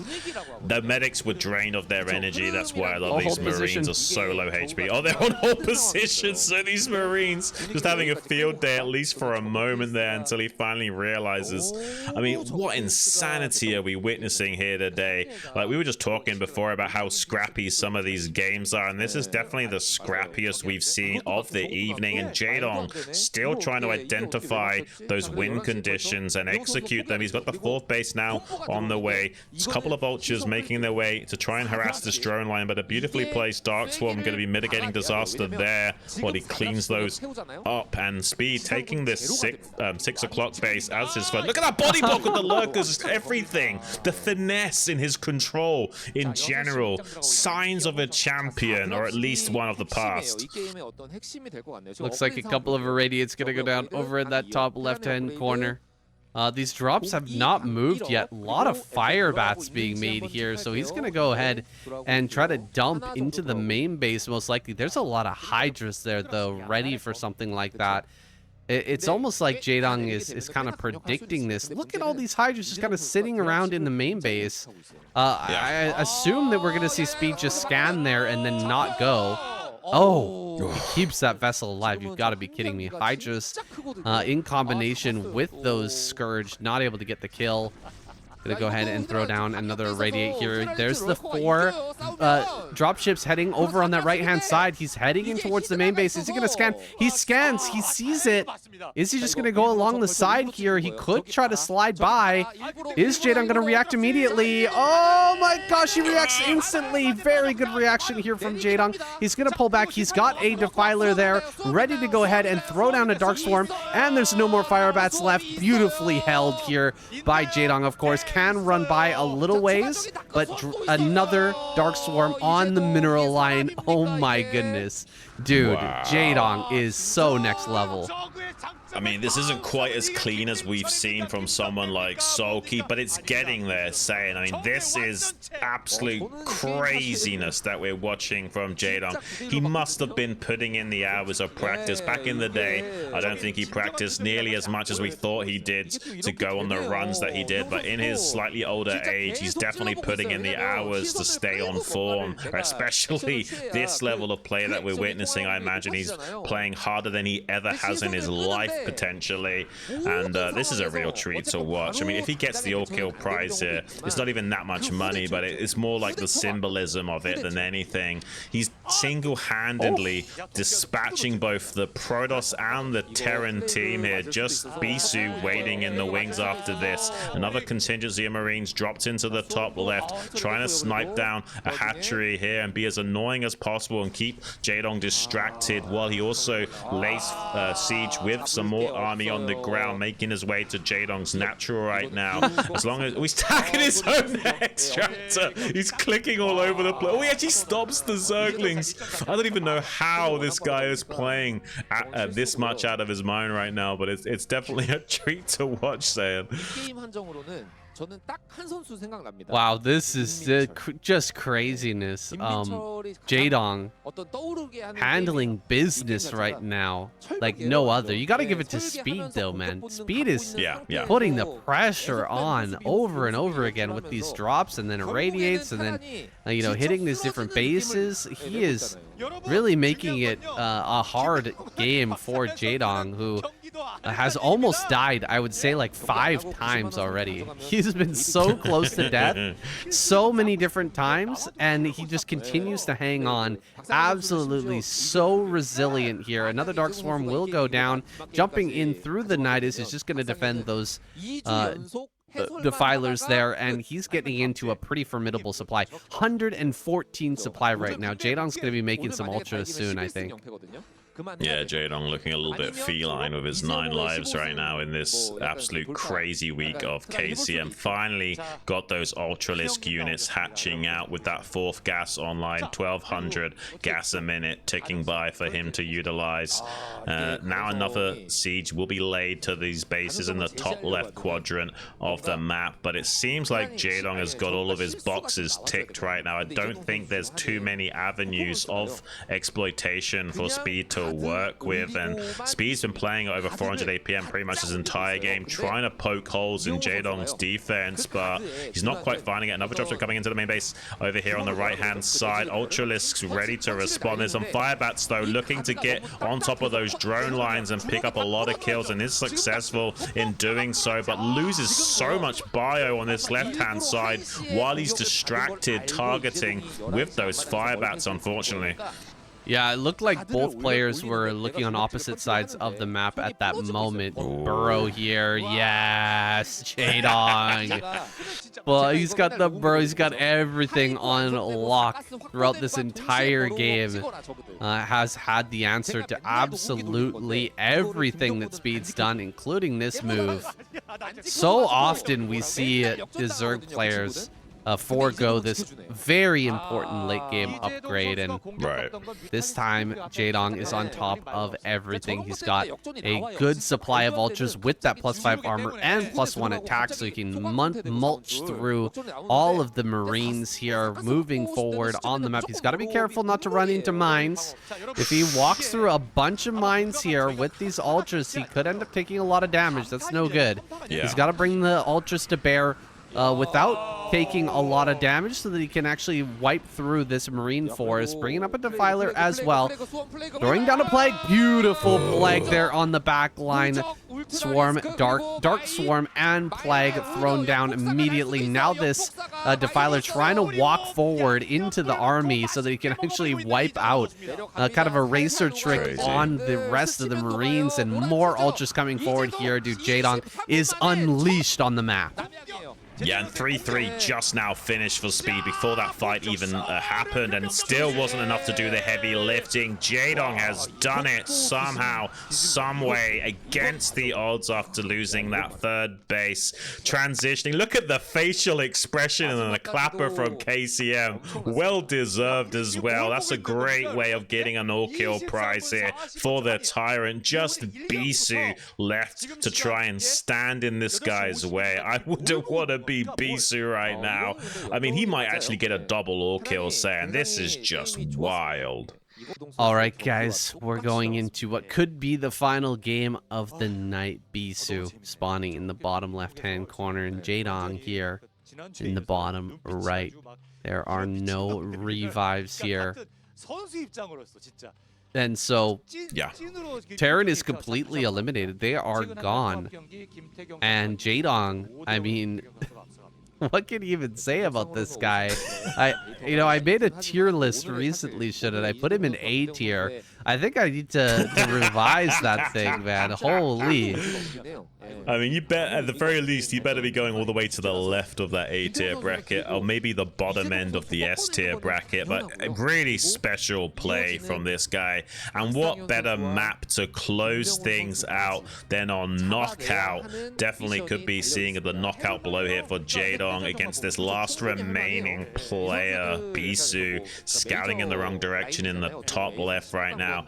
I mean, it's gonna be glorious if Jaedong can secure a double all kill here, as well as performing so well in that previous week of KCM. He's going to be putting the fear of God into all of these guys going into the ASL. I think Soma's sitting there in the back like, what am I even doing here now? Can I Why play, am I even please? Why do I keep showing up to these things? Oh my god. I just came back to playing and I can't even perform because this guy's doing too well, man. Yeah, it's crazy. Last week we were talking about it, how Soma never got a chance to play, and now here he is again. Potentially not even a single game we're gonna see from him, which is wild. I mean, yeah, I can't complain, dude. Jaedong on form right before ASL. Like, what more could you ask for?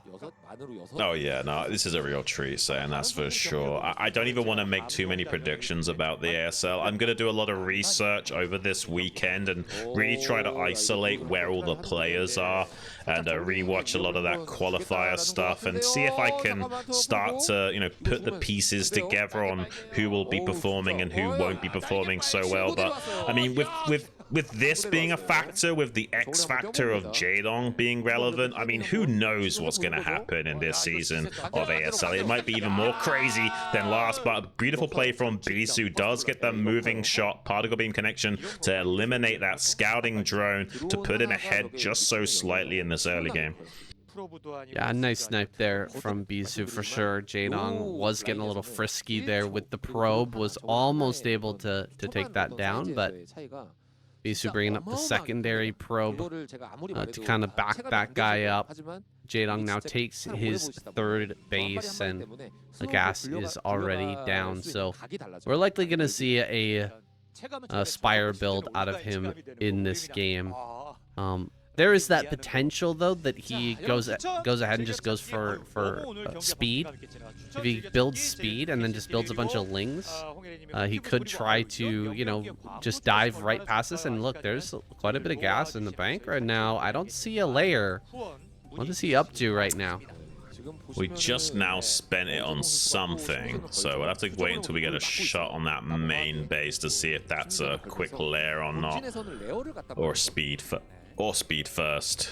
I'm not so sure here from Jaedong. Okay, so it is speed first. Ooh. He could be going for something spicy. It doesn't necessarily mean it is that. Could also just be to, you know, not ever allow Bisu to scout here and threaten the idea of run-bys and what have you. We'll have to wait and see if he wants to pull the trigger on making a lot of Zerglings or not. But, I mean, if Bisu's aggressive with these first initial probes and suddenly sees speedlings, he might not be prepared to deal with it. Yeah, 4 lings coming out now. He sees about 4 to 6 lings. I'm not sure if he saw that with the receding, but he sees it now for sure. 6 lings here at the front. Is he going to start to realize what's happening? 4th hatchery comes down. It's going to be some sort of 4-hatch Hydra play out of Jaedong, most likely as a follow-up here.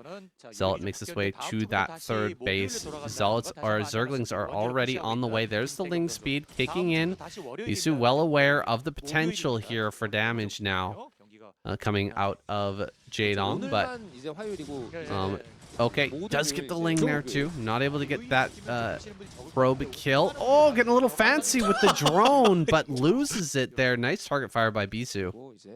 Yeah, I was really on top of things there. I mean, you have to manually realign the Zealot to attack the drone over and over again. If you don't, you'll lose the Zealot for more or less free.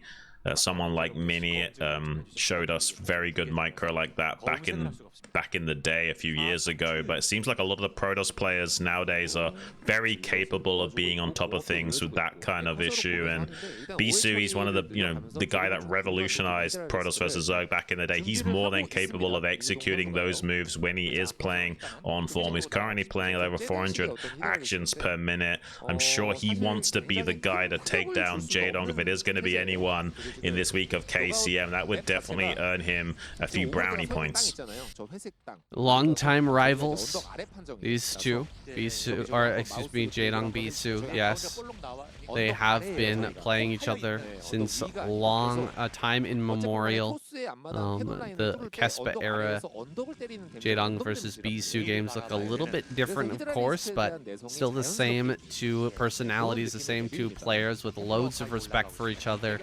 Over years of competition, Jaedong now loses 2 overlords, so he is deeply supply blocked. Will need to replenish that open supply and get back into Hydralisk production here soon, as some Zealots are moving out on the map to try and threaten. Jaedong getting into a pretty strong 5-hatch Hydra right now, though. Like, this is going to be a lot of Hydras coming forward here in a moment. It is, but he's going to have a hard time leveraging it just because of those Overlords being sniped when they did. He's not going to be able to get these Overlords across the map soon enough to say, you know, have detection against DTs doing cleanup on R5. So I think Jaedong will be able to macro out a large force here, but not be able to necessarily utilize it for at least some time. So I think that's really great from Bisu that he was able to snipe those Overlords when he did. He can now be a bit more aggressive himself, as long as he doesn't allow these Zealots to, okay, they just now finished with the leg enhancements. I was about to say, as long as he can stop these Zealots getting caught before the leg enhancements kick in, but he was very crisply timed with that. And now we'll be able to put on the pressure at this third base location and keep Jaedong even more pinned down than he already is, because of worrying about this active threat that will be on the map for a long time. I tell you, that's a pretty big ramp at the third base. It's difficult to block that up with Hydralisk. It's so wide. And so Bisu thinks about going up that ramp, but sees the numbers of Hydras, decides against it, at least for now. Still, that could be a point of contention here in a moment as more and more Zerglings start to take, or more and more Zealots start to take the field. In fact, they're just kind of sitting over near that base, maybe waiting for a reinforcement wave before pulling the trigger on that. 6 hatchery drops down here for Jaedong, and there may be a potential for a Mutilus switch here. You can see there's only 2 Corsairs alive at this point. If he throws down a Spire somewhere, just kind of hide it in one of these corners, maybe he can get away with a big Mutilus switch, and again, going for some snipes on High Templars can be great. Yeah, he will have to wait for a long time. Why don't you talk for a second, saying, because I got a massive ice cream truck outside. All right, we got an ice cream truck situation here as Bisu begins this move out, leaving the High Templars back at home for now. He's not ready to fully commit to this attack. Jaedong building up into that full drone saturation, where you've got about 12 drones on the mineral patches at each base. Here comes that attack up the ramp, but Jaedong's kind of choked up this ramp area by throwing down these buildings in the front. Is kind of being blocked by that egg behind himself, and the Hydras are mostly going down here. Some of these Overlords are going to fall as well. DT doing some work on these Hydras at the back line. More Hydras coming up here, though, and a lot of these Zealots are going to be kind of trapped in this base, being surrounded by drones, getting picked off here, and this is a pretty big loss for Bisu, losing all of his Zealots, where Jaedong maintains the majority of his supply and majority of his drones at that third. He should be able to grab a 4th now and really start to crank out his units and get into this big macro. It was really great body blocking by Jaedong, denying some of those Zealots getting out down the ramp again as well. So yeah, even though Bisu found a lot of damage there, killed some Hydras, killed some drones. He did sacrifice a lot of his standing army and his active threat out on the map to do so. So Jaedong will be able to more safely consolidate all of his forces and bring them to bear against Bisu in the center of the map when it comes time to it. Fourth base now going down for Jaedong just after the third base started for Bisu at this natural mineral only location.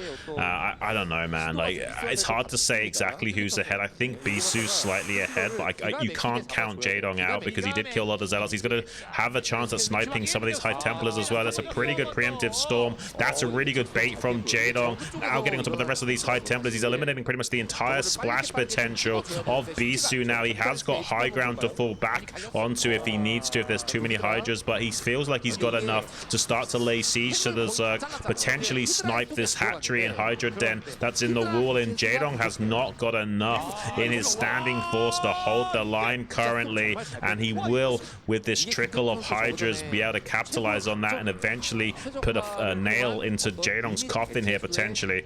No way. He's actually going to do it. He gets the Hydralisk Den. Now nothing can be made aside from Lings and Mutas. That is the final blow as the Dragoons get right on top of this production. Jaedong has no choice but to tap out. Wow. Bisu shuts him down. Final player. Disbelief on KCM's face here as Jaedong loses that one. Bisu starts the run back. Are we actually going to see a Soma game? Shouldn't. I hope so. Please put Soma out there. Don't let Queen play, okay? We've seen enough of Queen in recent years. Put the guy that's been on a long hiatus out. Please. There's a big mistake in the Zerg dugout if they don't let Soma come up to the plate to bat right now. We've all been wanting to see more from him, and we should hear in a moment. Well, perhaps it was not meant to be, Shun. I can't believe it. Sitting on the bench. I guess he feels comfortable there. He's not coming out until the very final game, if we make it that far. Queen spawning down here in the bottom right-hand corner. Bisu in the top right on Litmus. All I'm going to say is Bisu better win, or I'm going to be an anti-fan of both Bisu and Queen. This is a wild map, Shun. Litmus is pretty crazy. Let's talk a little bit about this map and about how it functions in ZVP, because it's pretty wild. Right. You've got the double gas here in the main. You got the double gas here, 3,000 gas per geyser. So it's a little bit different than Optimizer, which had one full gas and then one, 3,000 gas. Right. This one has two low gases, which means that you can pump out an insane amount of High Templar early, but then you run out of gas very, very quickly on. So it's kind of there's positives and negatives here, but overall, it does give you a pretty serious power spike. Oh yeah, absolutely. And it borrows ideas from maps like Neo Dark Origin, especially with these like back temple, I don't know what it's actually called, back little status chamber, and mineral field blocking in the back end, especially with the expansion pathing. Also a bit reminiscent of those maps like Blitz X and Blitz Y. There's a lot of ideas thrown together here for this map. There's even some very small similarities to maps like Butter. It's really bizarre how this map has come together, and I guess Litmus is a very fitting name for it. It's basically like a litmus test for what kind of player are you, because there's such a wide range of play that is accessible to you both as the aggressor and defender here, and to see how acidic or alkaline you are in your approach to this game. This is a great map to figure out where these players line up with their ideas. Oh, Queen is sending the drone around to the back. We're gonna see that Dark Origin style Lings hopped over the mineral patch here. Looks like he's having a little bit of a hard time with the pathing there, but he will get it on course now over here to that mineral patch, and we're gonna see Queen either succeed here and get a lot of damage, or completely fail and not get any of these Lings over. Okay, immediately gets two Lings over. Not bad at all. I'm gonna go ahead and try again. See if he can get the rest in. Gonna go ahead and one more ling. Okay, not bad. He's just gonna leave it at that. 3 lings make it into the main base. Not bad at all. This can do a lot of damage as Bisu. Oh, he added a cannon in his main already. He knew something like this was coming when he didn't see the lings. Yeah, well, he's also got this probe scout at the 3rd base location. So probably thinking, since I didn't see an early 3rd, you must be doing something like this. You didn't just make like 2 lings and try to take a quick 3rd hatchery, so maybe you are going for a play like this. Tries to target down that cannon. It's super low. He might barely get it as well. He does with like 1 HP left remaining on that circling. It's insane how close that was. Unfortunately, though, he won't be able to find much in continuation, so unless he does go for like an Ogre Zerg gamer, the 2-hatch Mutalisk style, won't be finding too much benefit from that, but he might though. Who knows? Maybe this guy just goes for a Spire right off the bat and makes really early Mutalisks and puts the pressure on into that main base. He's trying to hunt down this low HP Zergling with some probes, and that's actually causing a little bit of lost mining time for Bisu. So there's one single low HP Zergling still finding indirect damage to the economy of Bisu here. Yeah, it's very hard to get any kills with 1 ling, though. I mean, the difference between 1 ling and 2 ling is in the main base is kind of massive. Like, you might get, 2, 3, you can even get, 4 probes if you're really on top of things, if your Protoss opponent is not paying attention for a few seconds, if something else is going on the map. But with just 1 ling, it's almost impossible to get even 1 probe, just because of how strong the probes can be when they turn and fight.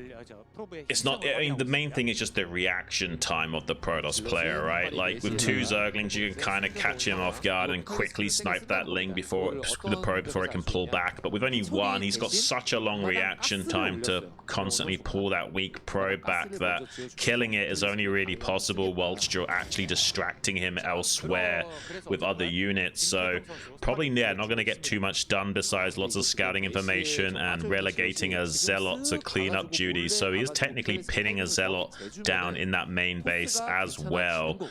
Has got that really fast Spire and a second gas in the natural, so he could go for this really aggressive play here. He's trying to find this Zealot. Will he actually spot it? He does actually spot it finally, so he can go and clean up that as well. It's gonna tuck tail and see if he can hide behind this minerals down here, but I don't think that's gonna be very efficient. You can't really deny Zergling connections down here in the bottom right. He will get at least 3-on-1 trading with that Zealot no matter what. And yeah, that's a nice little cleanup there for Queen already. Well, this is going to be crazy, Shun. I mean, there's no 3rd base. There's no 3rd base at all. 2nd Stargate comes up. Is there going to be... is that cannon going to finish in time? That's the real question here. I think the cannon might not finish in time, and the Zealot's going to make its way into the natural. That's pretty annoying. Corsair here. Cannon almost done. Can he bait these mutas away for a second? No.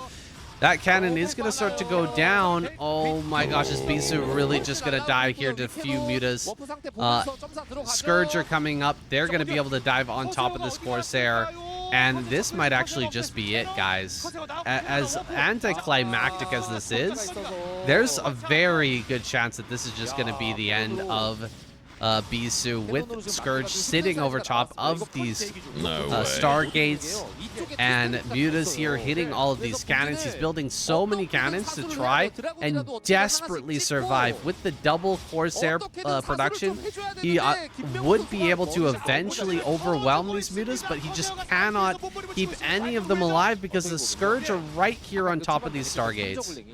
I'm so disappointed in Bisu right now, man. I mean, not just because he's losing the game, but he's robbing us of the opportunity to see Soma play, and I can't believe the Zerg dugout didn't send out Soma as well. The game's not technically over right now, but it's super hard for Bisu to win from this location. He's going to attempt to squeeze out a few Corsairs and run them to the safety of the cannons in the natural, but as long as Queen's on top of things, he can easily intercept these Corsairs en route like this, and the moving shot them down with the Mutalisks, and they can't stand and fight fight or anything. You need like 3 Corsairs just to fight like 5 or 6 mutas. So with this many mutas here, he'll never have the critical mass of Corsairs to do the job, unfortunately. So this should be a slow death for Bisu in this game, and I'm disappointed about it. We did see a great run from Jaedong though, so props to him, but Bisu is the anti-hero of the evening, stopping Jaedong from getting the double all-kill prize, but also denying us seeing Soma. Some fantastic games from Jaedong today, though. So many great games overall from him. Getting me very excited for this season's run. More and more Corsairs going down. I mean, the transfer of probes is cute. You're never going to be mining in that main base again. Bisu taps out GG. And there it is. Queen takes it home for the Zerg race. Once again, coming out on top, but off the back of primarily Jaedong, the dark horse, the guy that we haven't really been expecting that much out of lately, has just been coming in hot these past 2 weeks of KCM. Absolutely, Sam. I mean, Jaedong's just been absolutely blasting ahead, and like this score right now indicate on the point rankings, just entering the stratosphere gradually on that trajectory. Really accelerant in his play and his tenacity. It does seem like he's been training out of his mind.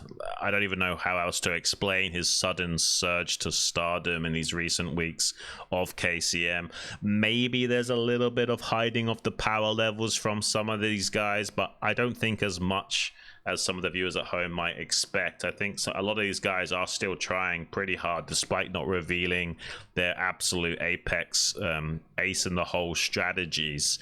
And I think Jaedong, while he probably won't be winning the ASL 20, I do think he might be a very strong contender to keep our eyes on for sure. Yeah, I could see like a round of 8, a round of 4 for Jaedong this season. Right. He's typically gone out in a round of 16. In a lot of these ASLs, we've always been, hoping that he would do better, and we've seen little sparks of brilliance from him here and there, but this is something else entirely. This level of domination in KCM against the best players that we really have. I mean, the Terran lineup, clearly not the best. We don't have Sharp in there. We don't have Light in there either. Rush is obviously absent. Sock Speed, JYJ, excuse me. Not the best, but Snow, taking down Snow, that is impressive, man. I love that game. I'm going to go back and watch that again. And I'm just really, really hopeful for Jaedong this season that he's going to go deep. Yeah, I think he's gonna maybe hit that round of 8 mark at the bare minimum here, and that'll be exciting because players like Jaedong and Bisu bring so much like star power to those events that it'd be so hard to get a ticket for them. There'll be so many fans in the rafters just hoping to get an autograph or a picture, or even just sit within the aura of influence of these guys, because they are essentially rock stars in the Korean scene and have been for many years now. And it's kind of a treat to see just how highly revered these players are. And Jaedong showing why that is the case here today. It's crazy to think that these players are aging this much and still able to compete with the best, even the younger generation of players. It's really a treat to watch. And Jaedong's group in the ASL is going to be on August 26th. Rush, Mong, and Paralyze are in his group for the round of 24. And guys, if you're looking for a place to watch the ASL live or after the fact, either one, we are going to be casting that on Soup Live. And it is going to be live with a clean stream. So on the day at 7 p.m. Korean Standard Time, that's when the ASL typically runs, you'll find us casting that. Link in the description, of course, to that Soup Live channel. We're super excited about it, doing it again this season, so definitely check it out, and we'll see you guys there. Any last words, Shun, before we leave? No, I just want to say thanks, guys, and yeah, please come and check us out casting the ASL over on SETVEN. I mean, it's going to be a real blast, and don't miss out on it, guys. I have a feeling that somehow this season's going to be even more insane than the recent one we casted was, and I didn't even think that'd be possible, but the way things are shaping up, it might be a reality.